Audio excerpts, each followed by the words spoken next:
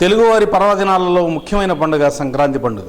సంక్రాంతికి తెలుగు చిత్ర పరిశ్రమకు సంబంధం ఈనాటిది కాదు. సంక్రాంతికి కనీసం 2-3 సినిమాలు విడుదలవడం ఆనవాయితీగా వస్తుంది.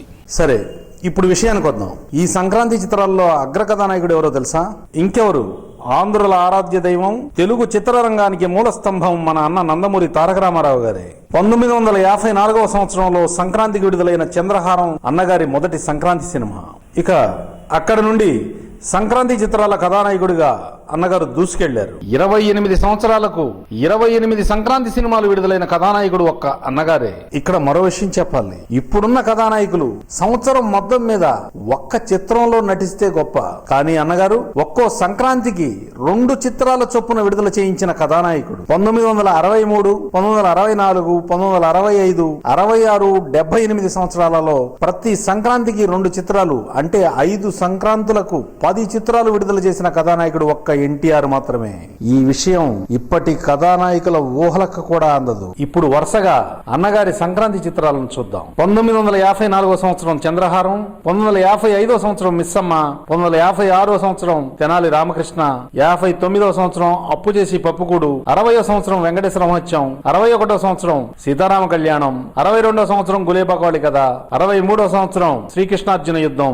63వ సంవత్సరంలోనే 2 చిత్రాలు విడుదలయ్యాయి, శ్రీకృష్ణార్జున యుద్ధం, ఇరుగు పొరుగు. 64వ సంవత్సరం కూడా 2 చిత్రాలు విడుదలయ్యాయి. అవి తమిళంలో కర్ణన్, తెలుగులో గుడిగంటలు. 65వ సంవత్సరం కూడా 2 చిత్రాలు విడుదలయ్యాయి. అవి నాది ఆడజన్మే, పాండవ వనవాసం. 66వ సంవత్సరంలో కూడా 2 చిత్రాలు విడుదలయ్యాయి. అవి శ్రీకృష్ణ పాండవీయం, తమిళంలో రాజసూయం. 67వ సంవత్సరంలో గోపాల్డు భూపాల్డు, 68వ సంవత్సరంలో ఉమాచండి గౌరీశంకర్ల కథ, 69వ సంవత్సరంలో వరకట్నం, 70వ సంవత్సరంలో తల్లా పెళ్ళామ, 71వ సంవత్సరంలో శ్రీకృష్ణ విజయం, 74వ సంవత్సరంలో పల్లెటూరి చిన్నోడు, 75వ సంవత్సరంలో శ్రీ రామాంజనేయ యుద్ధం, 76వ సంవత్సరంలో వేములవాడ భీమకవి, 77వ సంవత్సరంలో దానవీర సూరకర్ణ, 78వ సంవత్సరంలో సతీ సావిత్రి. 78వ సంవత్సరంలోనే 2 చిత్రాలు విడుదలయ్యాయి. అవి సతీ సావిత్రి, మేలుకొలుపు. 80వ సంవత్సరంలో ఛాలెంజ్ రాముడు, 81వ సంవత్సరంలో ప్రేమ సింహాసనం, 82వ సంవత్సరంలో అనురాగ దేవత.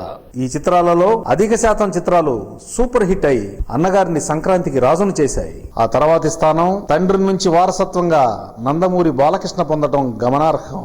రాబోయే సంక్రాంతికి డిక్టేటర్ గా సందడి చేయనున్నాడు నందమూరి వారసుడు బాలయ్య.